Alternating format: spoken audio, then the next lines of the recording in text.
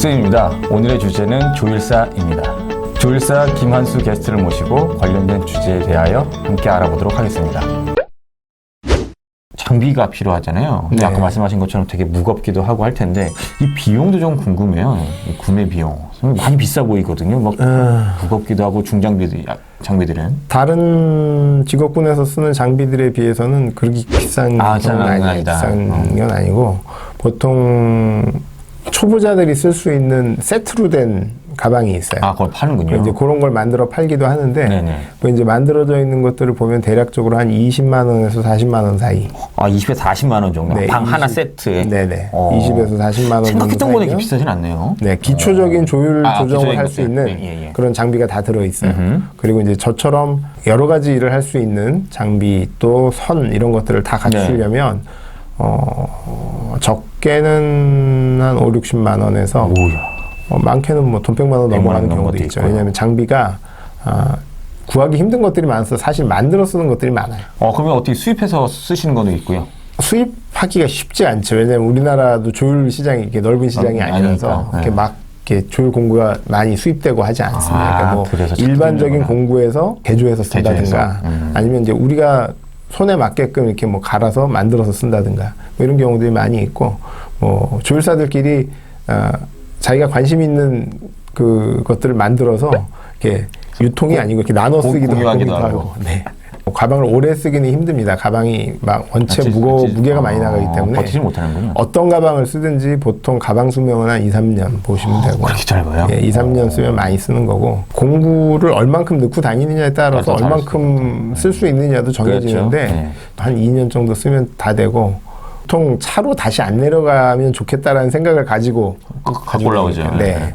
그래서 꼭 빼놓으면 쓸 일이 생깁니다. 그렇죠. 네, 빼놓으면 쓸 일이 생겨요. 오늘은 이건 안 써도 되겠지 하고 빼놓으면 생기기 때문에 피아노를 고치는데 필요한 것들은 거의 다 들어있다고 생각하시면 돼요. 지금 제가 가지고 있는 장비들은 지금 가격은 모르겠어요. 네. 제가 살 때 가격으로는 8만 5천 원인가 줬는데 지금은 32년이 지났으니까 저 정도 장비가 저 정도 장비가 보통 튜닝함마 하나 가격이 한 30만 원 정도 하는 거예요. 30만 원 정도로 이상으로 봐야 되겠구나. 네. 저 정도면. 그리고 이제 그랜드 조정 장비 이런 것들은 또 따로 구매를 해야 되기 때문에 그러니까 보통 업라이트 하나를 조율하겠다라고 생각하면 이제 거기에 필요한 거 그러니까 선이 자주 끊어요. 저처럼 전문가들을 많이 만나는 사람들은 어차피 선을 많이 가지고 다닐 수밖에 없어요. 자주 끊어지니까. 근데 이제 초보자들 같은 경우는 가정집에서 선 끊어지는 경우는 거의 없거든요. 없죠. 네, 그러니까 이제 선을 많이 가지고 다닐 필요는 없고 한두 번 정도 쓸 수 있는 양을 이렇게 선 번호대로 이렇게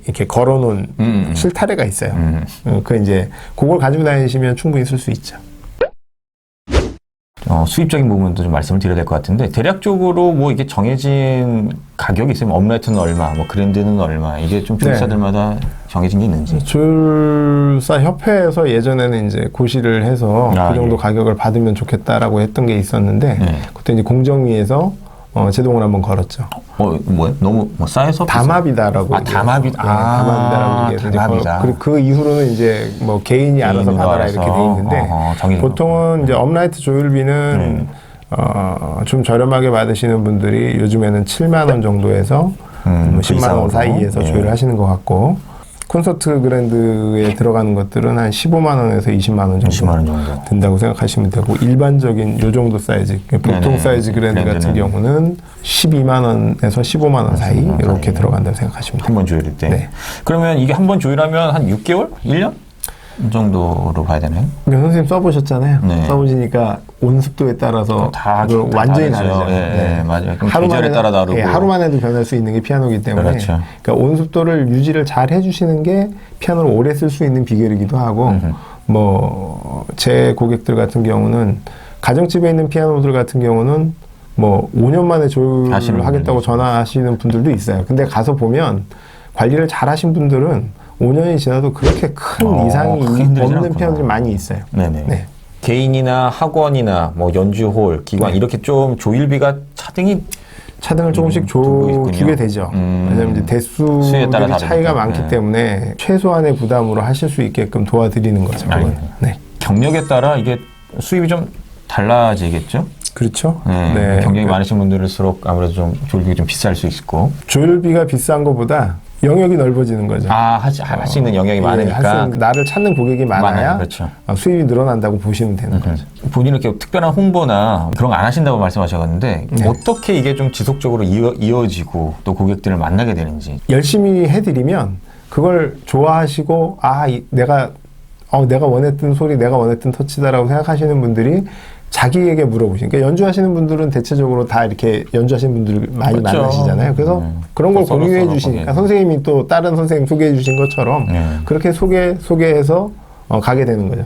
제가 일을 잘하는 사람입니다. 저한테 맡겨주세요. 이렇게 홍보하는 게 사실 효과가 없군요. 효과가 별로 없죠. 왜냐하면 제가 그만큼 일해야 되는데 일해야 될 시간을 홍보에 뺏기면 일을 제대로 해드릴 수가 없고 맞아요. 그거는 결국 저한테 마이너스가 되니까.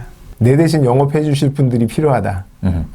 연주하시는 분들, 또 가정집에서 조율을 처음 받으시는 분들, 또 여러 조율사를 거쳐 오신 분들이 나를 대신 홍보해 줄 수 있게 하려면 최소한의 것들부터 최대한의 것까지 챙겨서 해드려야 되겠다는 생각을 갖고 일을 하기 때문에 저는 개인적으로는 홍보를 해본 적이 한 번도 없어요. 자랑은 아니에요.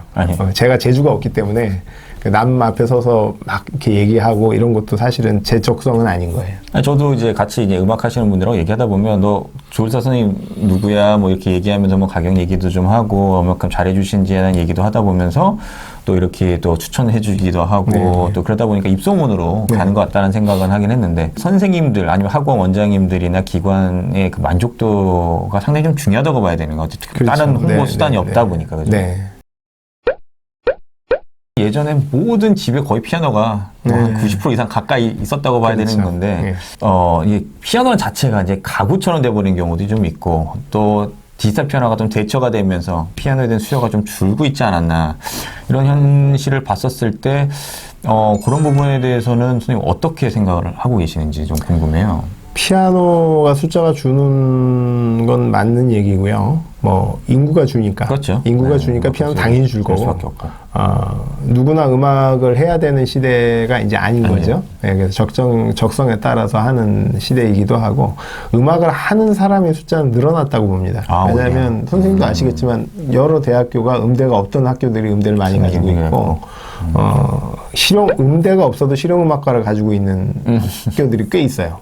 어쨌든 음악을 접할 수 있는 기회들이 예전보다 훨씬 많아졌고 피아노를 접할 수 있는 기회도 많아졌습니다. 그만큼 악기들도 다양화되어 있고 그렇죠. 가격도 다양화되어 있어요. 그래서 예전에는 뭐 피아노 그러면 제가 어릴 때만 해도 100만 원이면 피아노를 사겠다 이렇게 생각했는데 그때 100만 원이 집 한 채 가격의 한 10분의 1 정도 되는 가격이었어요. 1000만 원에 집을 살 수 있는 가격이었으니까 그럼 보통 지금은 어떠냐 하면 뭐 피아노 가격은 그때에 비하면 많이 싸진 거죠. 싸진 건데 선생님도 뭐 어려서부터 피아노를 쓰셨으니까 아실 거예요. 피아노 가격이 얼마나 많이 다운이 되어 있는지. 많이 안 올랐죠. 네, 많이 안 올랐고 물가에 비해 다른 것들 오른 거에 비해서는 굉장히 안 올랐습니다. 그렇죠. 근데 이제 뭐 대용품들이 많이 나왔죠. 선생님 얘기하신 디지털 피아노도 나왔고 포터블 건반 들고 다닐 수 있는 것도 나왔고. 그래서 여러 가지 연주자들은 굉장히 편하게 쓸 수 있는 것들이 많이 나왔습니다. 장비들이. 그러니까 뭐 밖에 나가서 연주회를 하겠다. 굳이 피아노를 들고 나가지 않아도 음향 장비만 가지고 있으면 그렇죠. 그냥 포터블 건반이 피아노 터치에 거의 비슷하고 피아노 소리를 멀리 보낼 수 있는 그런 장치들이 많이 나와 있어요. 제가 아는 조율사분 중에도 디지털이나 오르간을 손 보실 수 있는 분들이 있어요. 그런 기능이 있으면 더 좋겠죠.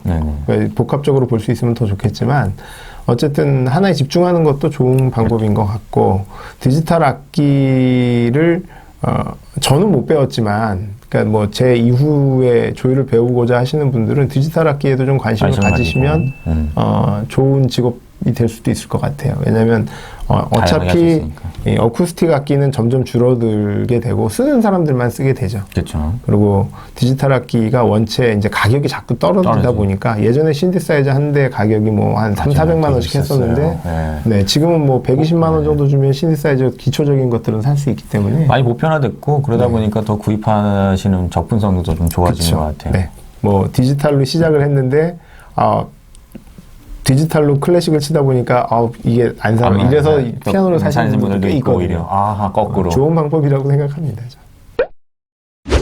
30년의 경력을 갖고 있으면 정말 숱한 여러 가지 에피소드를 갖고 계셨는데 혹시 좀 기억날 만한 아니면 좀 같이 함께 좀 나누고 싶은 에피소드가 있으신지? 7년쯤 전에 몽골을 한번 갔다 온 적이 있어요. 개인적으로 조율하러 간 건 아니었고 교회 다니는 친구하고 같이 이렇게 조인이 돼서 음향을 보러 그 친구가 나가면서 저도 같이 거기서 이제 이런 조율하시는 분들이 와서 좀 도와줬으면 좋겠다. 그래서 이제 나갔다 온 적이 있는데 피아노 조율로 보면 굉장히 오지예요, 거기가. 그러니까 아프리카 같은 곳이죠, 아프리카 그렇죠. 같은 곳. 그래서 선생님도 1번, 88번 자주 안 치시죠? 그렇죠. 네, 끝까지는 안 치죠. 네, 1, 2번, 87, 88이 없는 피아노를 많이 봤어요. 네. 그래서 원래 거기 몽골에 있어? 네, 원래 없던 거냐 그랬더니 네. 안 치니까? 원래 있었는데 조율사가 조율을 하고 가면 하나씩 없어진다는 거죠.